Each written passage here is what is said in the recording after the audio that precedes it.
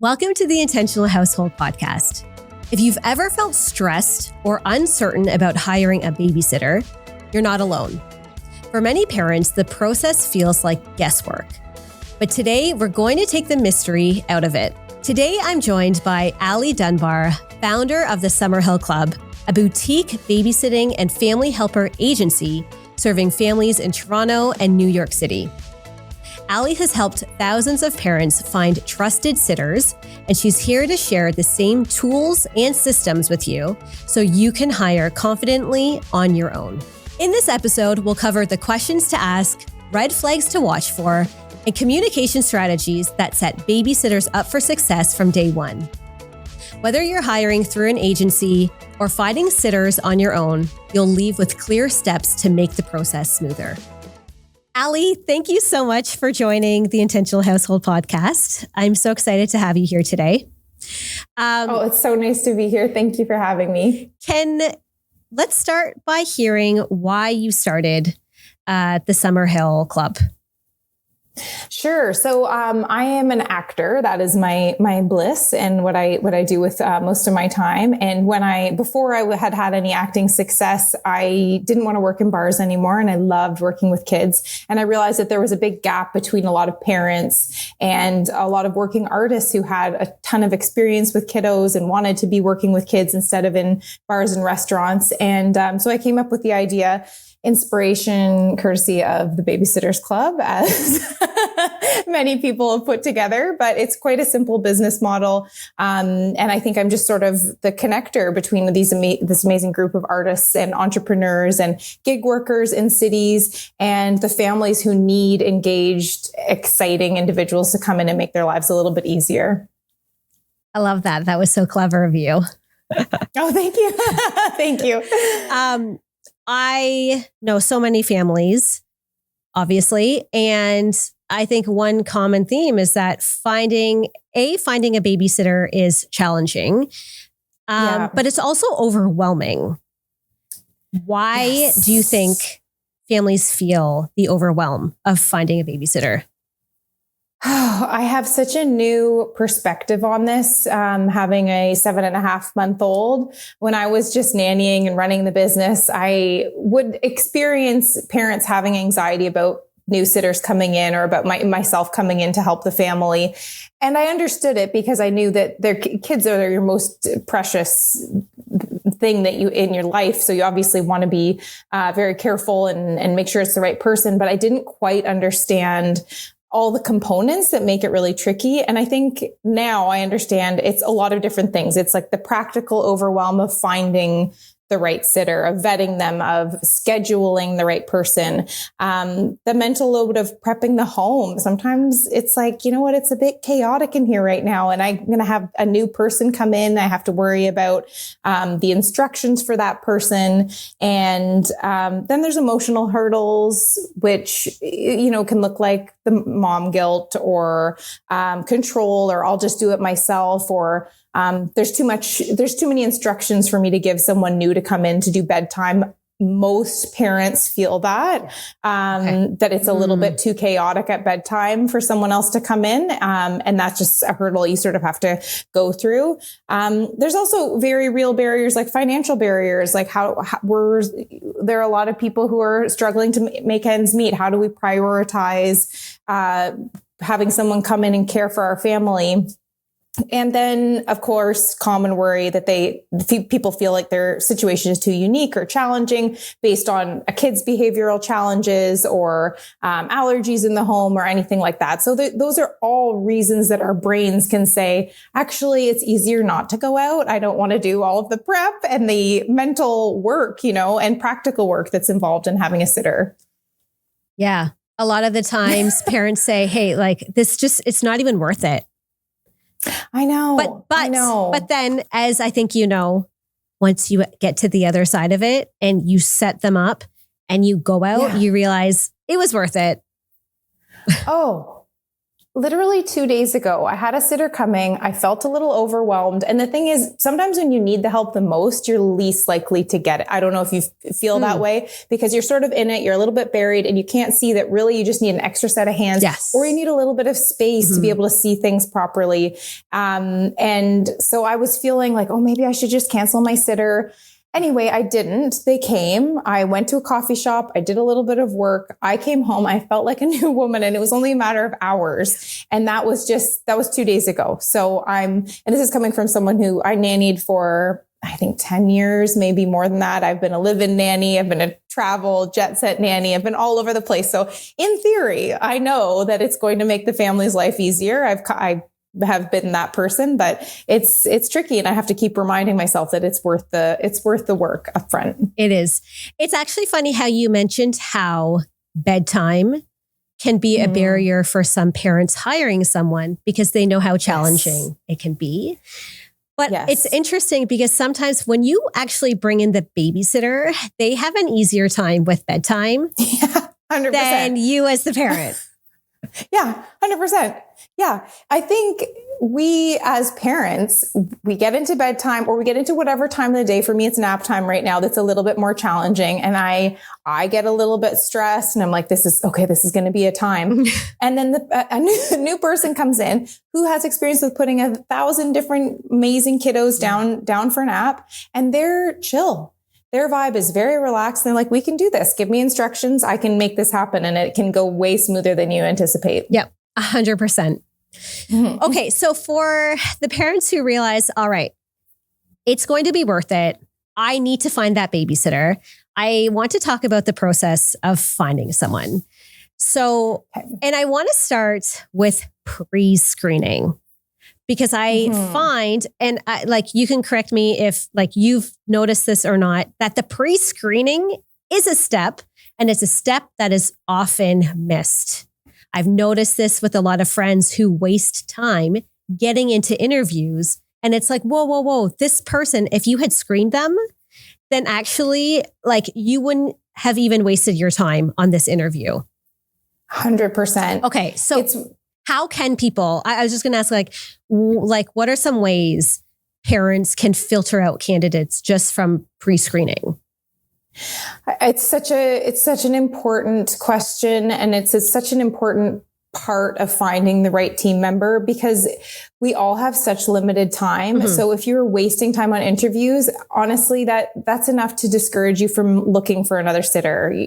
So by the time you get to the interview stage, you should already know that you like this person's energy, that they have the right availability for you, that they're in your budget, that they've got the right vibe, that they're clear on what the role entails. And so I've created sort of a guide for parents to help them to understand what can help them to pre-screen and get to the next stage really smoothly. I feel like the interview part should almost be a meet and greet. Yes. It's like, okay, we already know that this is a good vibe. We already know. So, basically the pre-screening questions, what I ask people to do initially is to sort of daydream what their best case scenario looks like for childcare. Okay. So this is just literally take a moment just for yourself, with your partner, whatever, your husband, your wife, and just think what would make our lives easier right now. And I want you to write down whatever comes to mind.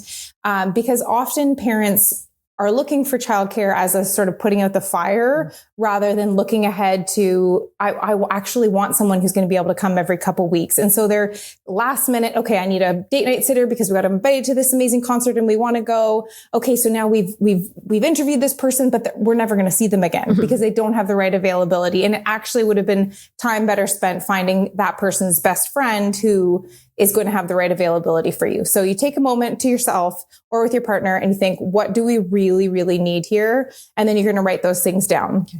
Then you're going to get super honest and clear with yourself about the vibe in your household. And this is hard. I like to think I'm super chill and laid back, but there are some things that are deal breakers for me. And I need to put those on paper. If you have trouble figuring out what those are for yourself, call a friend. Be like, what are my what are the things that if you were coming into my home, you'd be like, I really would have rather known that was a thing for you. It can be it can be little things like it really bothers me if someone leaves a class when I'm paying for them to help with the service and then they leave their coffee cup. It's a little thing, but if you give the person that information ahead of time, you're setting yourself up for a much smoother relationship. You can't expect that everybody's going to have the same level of understanding about what makes a good sitter, right? Or what is common courtesy or not. So I think that's the first step, sort of dream. What do you really want? The second step is get super honest about what's important to your family. Okay. And I kind of like to think about it like if our family was a little business, what would be our core values and what would be the words that would really help us attract employees, right? So we want warmth, we want engagement. That's also the sort of thing that if you're talking to a friend and you're like, you know what, I really just want in a sitter, I just want someone who's going to play baseball and keep them outside and just nail it down to a few core principles. And those can help you to find the right person too. Because if you know those things before you bring someone into interview, they're not going to want to work with your family if those things don't align with what they want to do. Oh, I love that, because you may have friends who have a great babysitter, but their vision for a great babysitter could be completely different from your vision and your needs of having someone who's going to go outside and play ball with them versus someone who doesn't like the outdoors. I mean, but maybe they're good at arts and crafts, but you're like, my kids, I don't want them to be arts. They need to go and burn energy outside.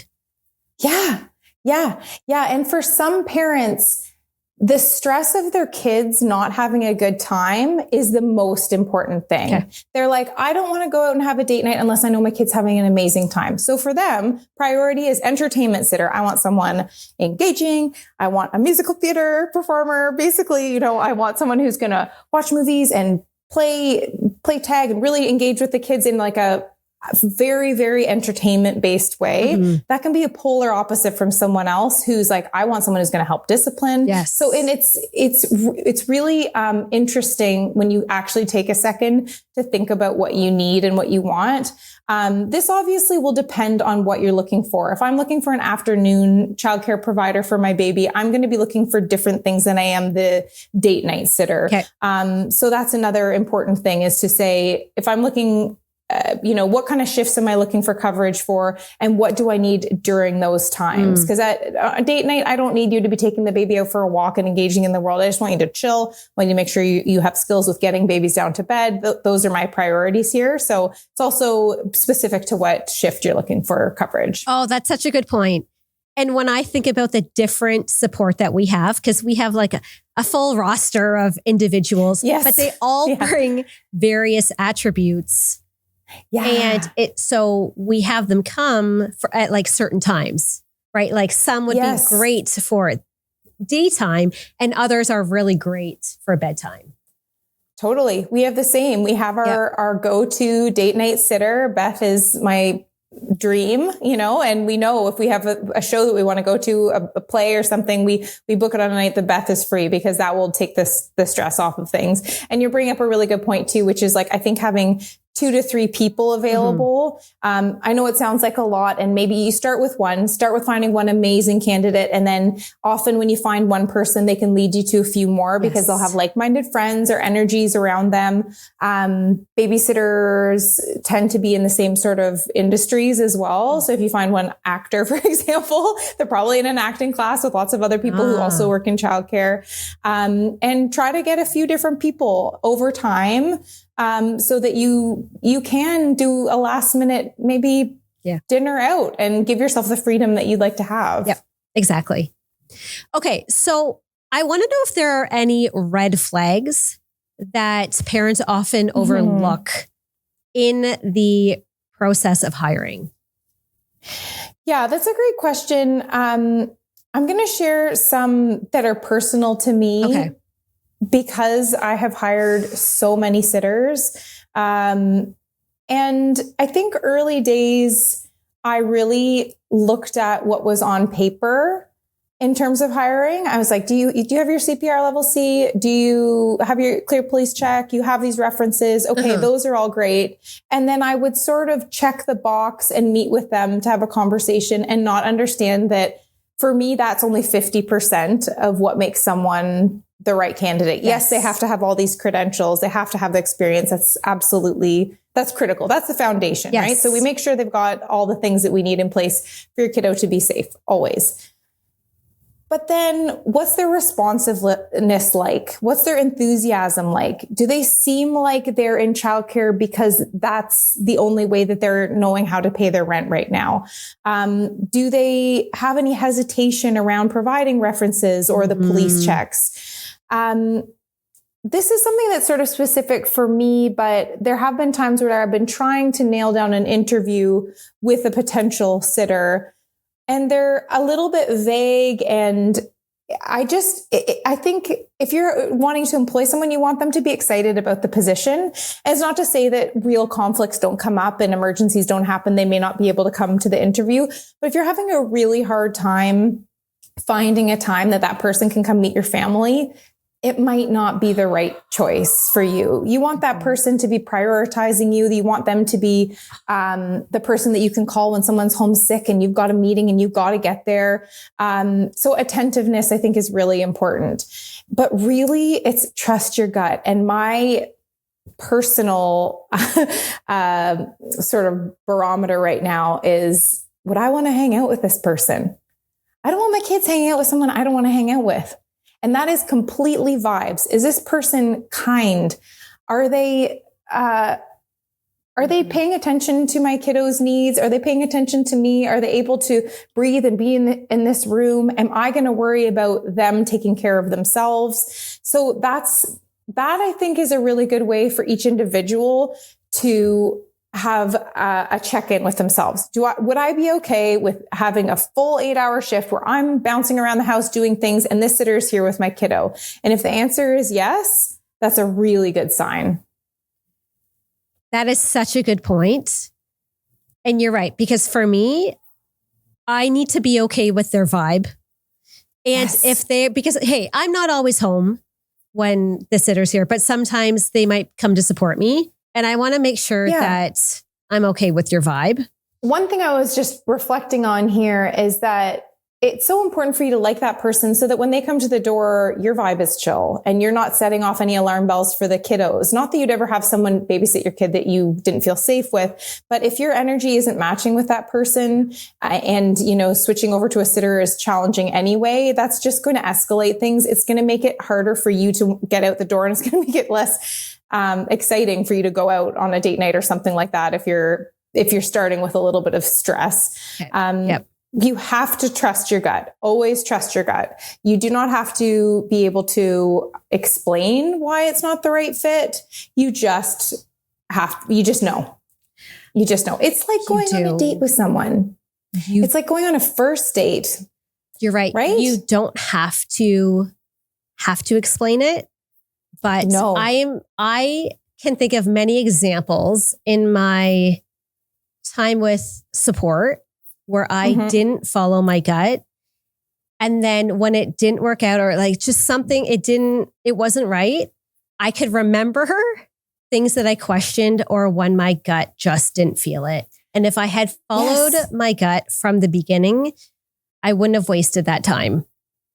Yes. And I think that it's really easy to get caught up in, why didn't I really like that person? Or why didn't it seem like the right fit? And maybe if it's your very first time getting a sitter and you're having some anxiety anyway, you can look at it and say, okay, maybe I can have a shift at home with this person. If it's just the idea of childcare in general that's really hard for you, that is a hurdle for sure. And maybe but if the anxiety or if the stress is around that individual, it's just a no.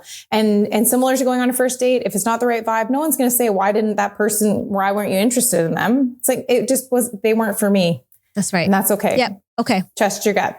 Yeah. How can parents identify someone's, like for me, most parents, like safety is a big concern for me, but other things like reliability or just making good judgment. How can you anticipate that an individual or a prospective babysitter might have that when you're just meeting them? I think that is a really great thing to say for the interview or to potentially put in a pre-screen email. So say you are introduced to a friend's sitter and they really love them, but you want to check what their judgment's like. You can write in your pre-screen email or say in the interview, hey, is it okay if I run a scenario by you? Say the carbon monoxide detector is going off. What would you do? And I'm not here and the kiddos are home. What kind of things would you do in that situation just to have a conversation about it? And I think giving them the opportunity to think and let you know what they would do in that situation, it lets you know a few things. Are they calm about answering the question? Do they seem like they have good problem solving skills? Are they putting safety first always? One other question that I really like to ask is, can you share a time where things didn't go according to plan or someone got hurt or had a stressful situation when you were in childcare, and how did you resolve it? Because kiddos do get hurt. Sometimes they fall down and scrape their knee and and you need to get a Band-Aid and you need to make sure that they're taken care of. And, I think if they're an experienced childcare provider, there will be a story that they can remember where something happened that was stressful, and they can share with you how they dealt with it. Oh, I love that. Okay. That's a great approach. The carbon monoxide detector for me really resonates. I feel like ours is always going off and I'm like, oh my gosh. Oh my gosh. We had a recent experience with that, and the firefighters were ready to take down our front door. I mean, it wasn't with a babysitter, thank goodness, but now I'm just on edge with that going off. Same. That's why it's top of mind. Same. Anyway, it's another podcast, but I think for myself, I have certain expectations. And I want to communicate it without sounding too pushy or too bossy. How can I do that in a way that communicates my needs or expectations without giving off the wrong vibe? Yeah. Okay. So this is where you want to have a balance between the pre-screen and the interview. You want to give enough information in the pre-screen where you're letting the sitter know what the vibe is like in the household. You can absolutely say, and that's not to say that you are, but for example, one of my friends says, I'm really A-type. We have extremely busy schedules. It's really important to me that the sitter is attentive and on time. And here are the list of things that I really need you to do in order for me to return home and things to be stress-free in the household. Okay. So that is prior to anyone agreeing to do the shift. You're doing them a huge favor by letting them know, right? We keep our shoes in this closet. Great. Simple. It's simple, but it's something that for some people would cause stress because it's like, oh no, I've been out all day and now there's more mess here. There's lots of things, little steps that are super helpful. I think being really clear about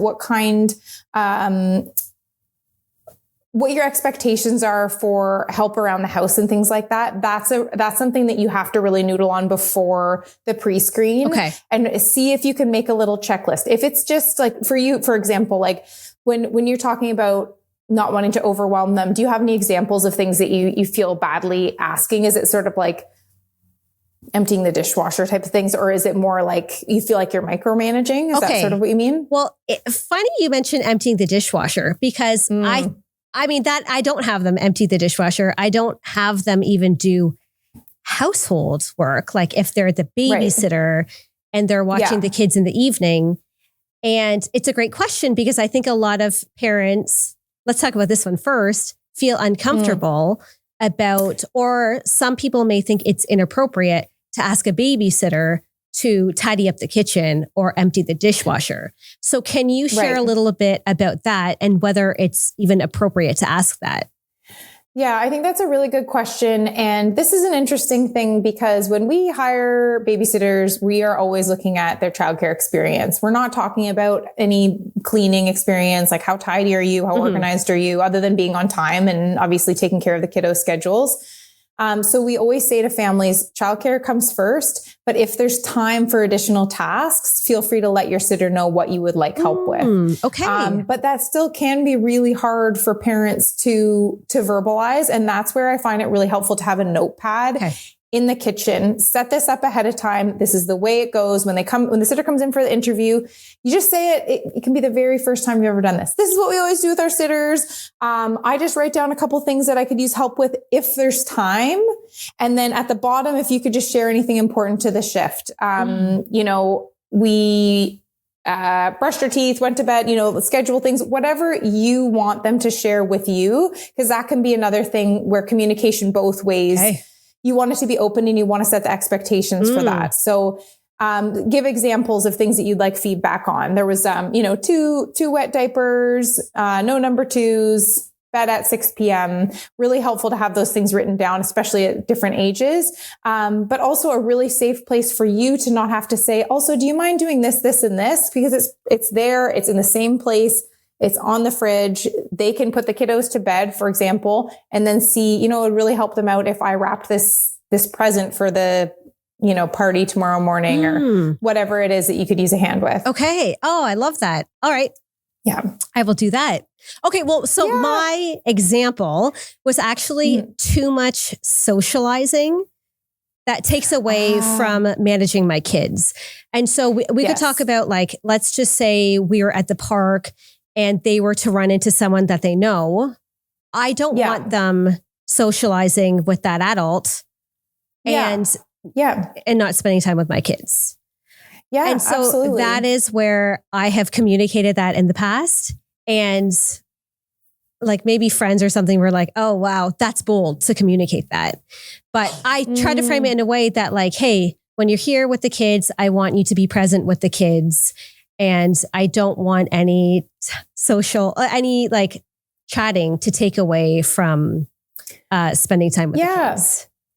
Yeah. The attentiveness. I think that one is, I'm going to think about that because it's almost easier when it's like a checklist kind of thing, right? When you can just be like, no screen time. Movies end at this time. It's like, those are very easy boundaries to make at home, to share with your sitter.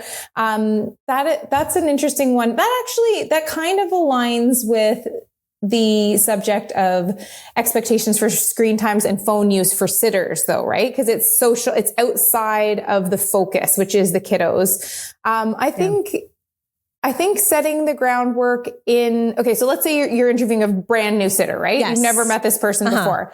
I would hammer that point home. I would put it in your pre-screen email. It's super important to us that you are engaged with the kiddos, that socializing, whether on phone or with other people at the park, does not take priority.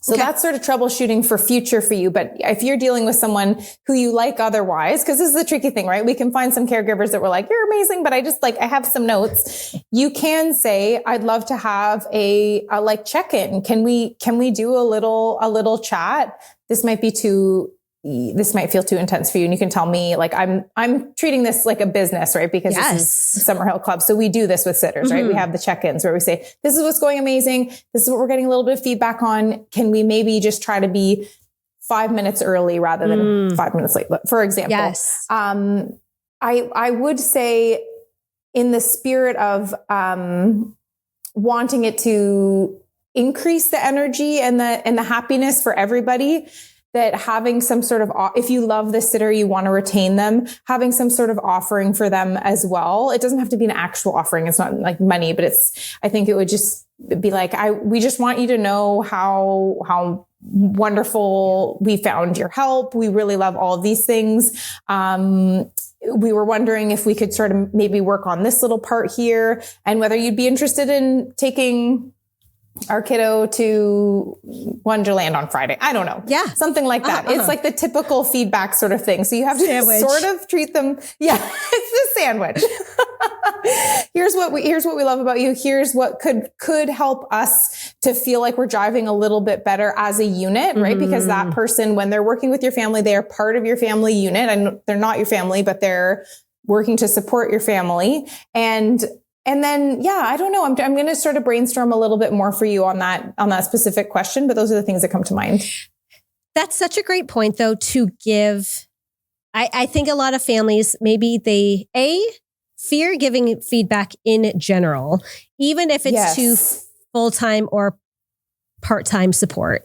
But then when it comes to the occasional support, I think that's where they're like, it's not even happening because either they're happy with them or there's the odd thing that bugs them and they're like, okay, let's find someone else. But it's like, if you've gone through this entire process with someone, you found them, they're great. And, they're showing up 5 minutes late, just for next time, having that simple checklist or communicating to them like, hey, we want to make sure we can leave by X time. Like if you could really show up on time, that would be great. And it's just like that small thing, it doesn't have to be offensive, but it means like, okay, you're just communicating it to them that it's a priority. They understand. And then you can prevent it for the future. 100%. Okay. And I have two additional thoughts on that. One of my favorite sitters that we use all the time, not the most on time person. Okay. Absolutely excellent sitter all around. Just not the most on time person, right? So I share with this person before any time where I have a meeting, interview, something that I want her to be right on time for. I say, this is time sensitive, this start time. Other times I'm chill. I know this person's personality. It's fine with me. If I'm going to go to a coffee shop and work on some creative work, that's okay. So that's a thing that you can figure out a system, for a daily sort of check-in. Just like, hey, if you can, just make sure to stay really focused on the kids. I'm finding that sometimes our sitters are not as connected. Like you don't have to make it about them too. Just like, I'm really wanting engagement at the park. And also giving soft feedback. So what's a way that you can communicate this to the sitter? I'm realizing that our kiddo is in their baby Bjorn a little bit too much in the day. So we're trying to limit it to X amount of this much time per day. Not you're keeping them in the baby Bjorn too much. You just figure out ways to sort of soften it a little bit. If they're the right person for you, if you're feeling like there are things that are happening that are validating your gut, which are telling you it's not the right person, just don't work with them. Yeah. Okay. Exactly. But yeah, if you have found a winner, try to work with them so that you don't have to just start the process all over again. Yeah. Okay. Yeah. And one little thing is that if you assume that your caregiver is quite, that they want to do good work for you. They want to make you happy, right? And they want that feedback. And you just have to be careful how you give it in a way that's sort of sensitive and caring. Yeah. Okay. That sounds great. So if a family or a parent has these expectations that they want the babysitter to follow, is this something that should be done, you're saying, in advance? Yes. Okay. Yes. I would say, and this is part of the babysitter blueprint that everyone will get as in the show notes, but write down all of the things that feel like important values to your family and for the sitter, sort of rules and things that would really help you out. Okay. Highlight 3 to 4 of them, the things that really feel absolutely important, the deal breakers, and communicate those to the prospective sitter, either in a text message, if that's how you're talking to them, or in an email. And you're going to say, this is the vibe of our family. This is our dream situation. These are some things that you should probably know ahead of time. And that's where you're going to put the bulk of that stuff. Then you're going to ask them about themselves, their schedule, their availability, if they have a going rate or whether they're willing to chat with you about that, and when they can meet up. So all of these things are in the show notes, but you want to make sure that anything that's a deal breaker for you is communicated ahead of time. And then that person knows exactly what kind of vibe they're going into in the household. They know how much you want them to be working for your family and what the expectations are. Okay. Because then it gives them an opportunity to decide whether your family is also a fit for them. Because exactly, if you wait until, say, the night of to communicate it, they might be like, this is what? And then it's too late. They're already there at the house to babysit. Yes. So you communicate this in advance. Okay. Yes, because half the time, the things that might feel a little bit jarring in the moment, if someone has a little bit of a warning about that, they can look into it, that certain type of parenting style, or suggesting, doing a little bit of extra care at home. All of those things, it gives them a moment to process it and to come prepared. Okay. Or to say, you know what, this isn't the job for me, but I do have a friend who is a little bit more, schedule oriented. Let's put it that way. Who would love to work for you? Yeah. Okay. Okay. Now, on the note of rates, how would you suggest families approach it? So I have my rates in mind, but then they also have their rates. So would the family propose, okay, this is what I'm offering, or should they ask, what is your rate? I would say that depends on how your budget is. Okay. If this is something that you're like, I know that for my relationship, I really need a date night X amount of days per month or once a week or whatever works for you. And we cannot go outside of this budget because that's what works for our family. Let them know that. Okay. Don't set yourself up for failure. It's very possible that sitter will, if you say, what's your going rate, that they will increase it a little bit to match whatever not to be that they're being unfair, but they may have heard that someone else is charging X amount per hour, and they might ask for that amount, which might make you feel sort of disappointed that sitter's not going to work for your family. Basically, I would say if you're on a tight budget, let them know this is our hourly rate that we can offer. Does that work for you? Okay. If you are in a city center where, like, I'm in New York right now, there is a very large difference between some of the hourly rates here, as you can imagine. I often say, what's your hourly rate? Okay. If it's under what we're paying our other team members, I will say, we actually pay more than that. We're going to pay X amount. Okay. Because I want that sitter to want to come work for me. If it's above that, I'll talk to my husband and say, look, the sitter wants more than we normally pay. How do we feel about this? Should we try them out? And we can have a conversation about it. Okay. So it really comes down to budget and also location, Okay. Yeah, for sure. Yeah. Okay. Yeah. Let's say, all right, you've hired the person. Tonight is the first night they're coming. How can you set that babysitter up for success? Okay. One thing I really love, which my cousin actually does for her sitters, she has a little sitter food section. Oh, that's nice. When she goes, it's so nice. And it's very helpful because sometimes I have a sitter over and I'm like, help yourself, please eat whatever you want. Yeah. And then I'm like, oh no, my favorite soda's gone. So that's on me, right? Yeah. I open. And really, I do want them to be comfortable. I do want them to have whatever they need, but there can be limits and there's different appetite levels, So what my cousin does, which I love so much, is she has a little, it's like a wicker basket. When she's at the grocery store, she grabs a couple of different kinds of chips. And then she'll point out and be like, we've got pop here and we've got sodas here if you want it too. That way the sitter has a few different options of food. Often they don't even have any of it, or they'll have one thing, but you've made a beautiful offering and you've also not made, put yourself potentially not having stuff for lunch tomorrow. Those leftovers you're counting on eating are gone.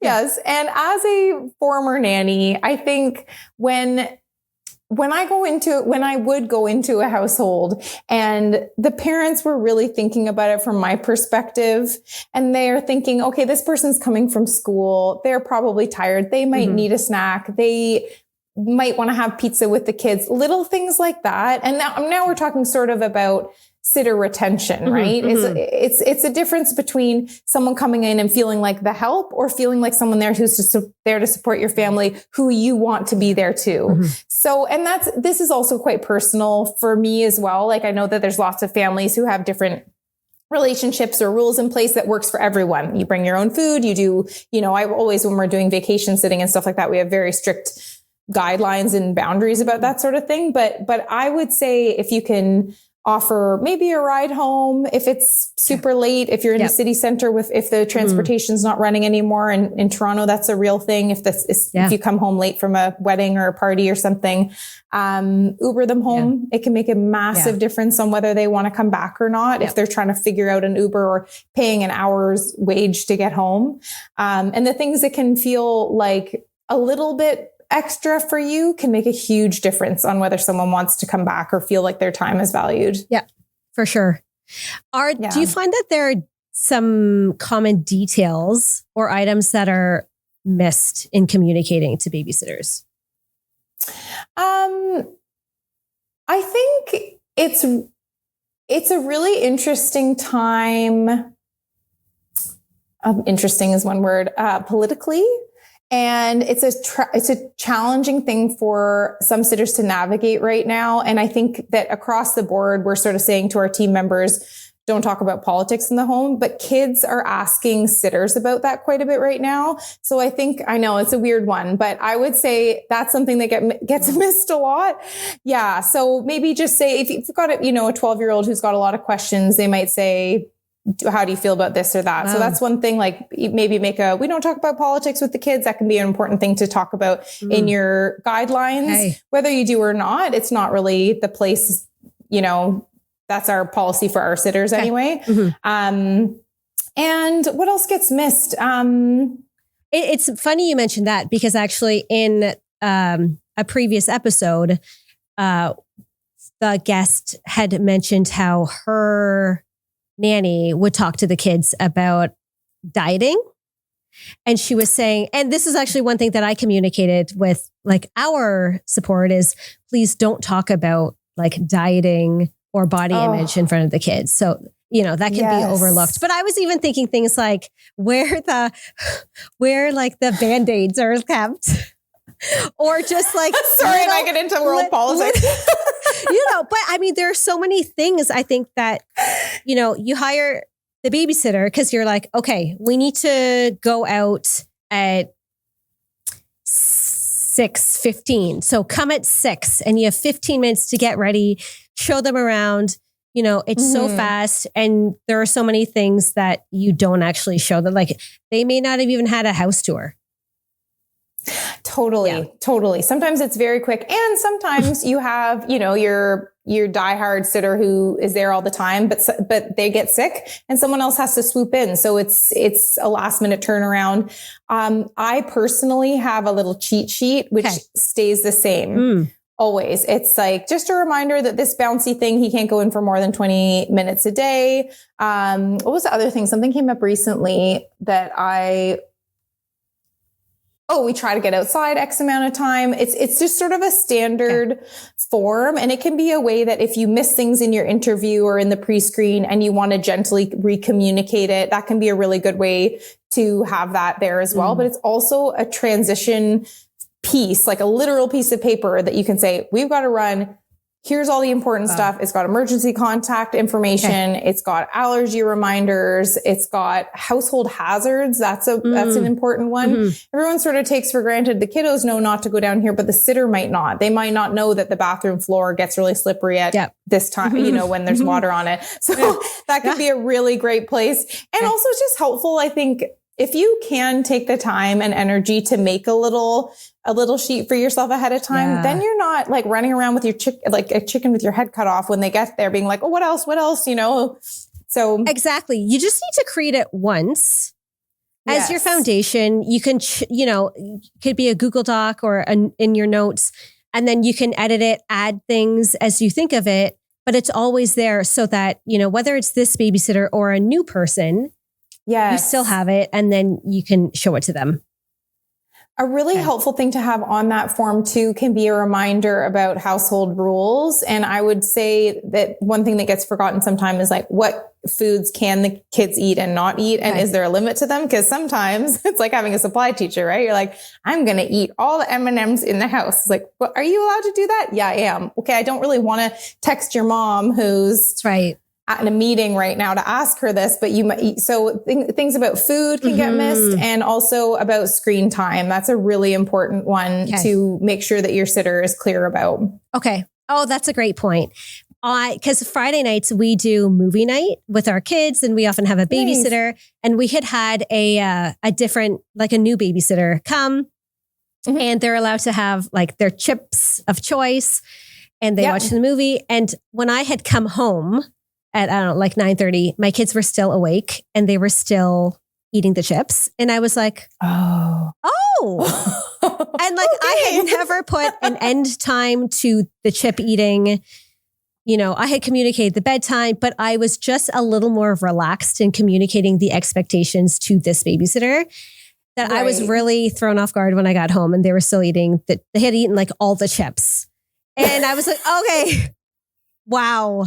The chips are all gone. Yeah, the chips are all gone. But I was like, oh, okay, yeah, I guess like I didn't communicate clearly. And so a lot of the times it just comes down to clearly communicating expectations as the parent. Yes. Because they don't know. They don't know. And, and one other thing I just wanted to share is that it's okay for your communication to evolve and grow. Like that's something that you've now learned. And now you can put that on the form. We usually stop eating at, make sure kids are done their snacks at, that's how some of our, sitter guidelines and things have evolved because we learn that there's one example. Someone was listening to music after a 12-year-old had gone to bed and they're listening to it. It was a smaller home, listening to with their headphones, and didn't hear that the kid was calling to them. Oh. So we now have don't have headphones in. You can't have headphones in or anything that's going to stop you from hearing the kiddos at night. So that's one thing that I would bring up, especially with little humans. That's such a great point. Yes. Okay. Yes. Yeah. Okay. Remain in earshot. Don't make sure the movies aren't high enough that you can't hear them. Cause it's new for the kids too, right? They've got someone new in the house, and if they're calling out, and even though there's a 12-year-old, they had to call and then find the sitter, and they had the headphones in, and then, and luckily the sitter shared that with us. So we were able to then implement it, and they put that in their notes, but it's an evolution. It's an evolution. Yes. I love that. Yeah. Allie, I have learned so much about how I can improve my process of finding a babysitter. And I imagine listeners have as well. So you are going to be providing this wonderful resource to listeners that they can download and use to support themselves in hiring a babysitter. Is there any last information or details that we need to know that we haven't discussed that this resource will include?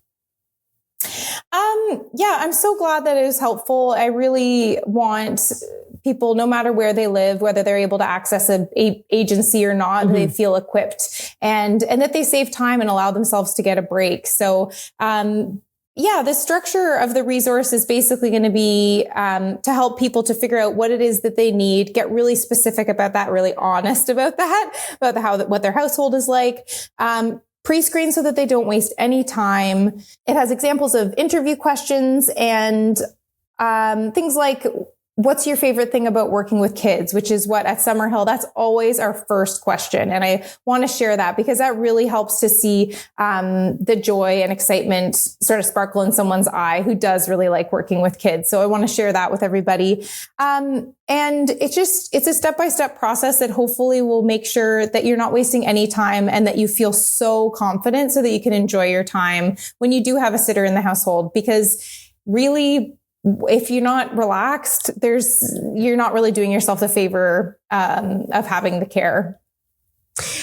Allie, for anyone who wants to get in touch with the Summerhill Club, how can they find you? For sure. So our services are in Toronto and New York primarily, but we also have sitters travel across the globe with our clients all the time. And you can reach us at babysitting@summerhillclub.com. One of our amazing admin members is always on email. Our website is www.summerhillclub.com, and you can request a service on the website. And on Instagram, you can follow us at Summerhill Club. Allie, thank you so much for being here. It's been great chatting with you. Oh, thank you so much. I hope it was helpful for everyone. Thank you for listening to the Intentional Household podcast. If you enjoyed today's episode, we'd love it if you shared it with a friend or family member who might find it helpful too. Don't forget to follow us on Instagram at Intentional Household for more tips, resources, and behind the scenes updates. And if you haven't already, hit subscribe so you never miss an episode. Until next time, thank you for joining us.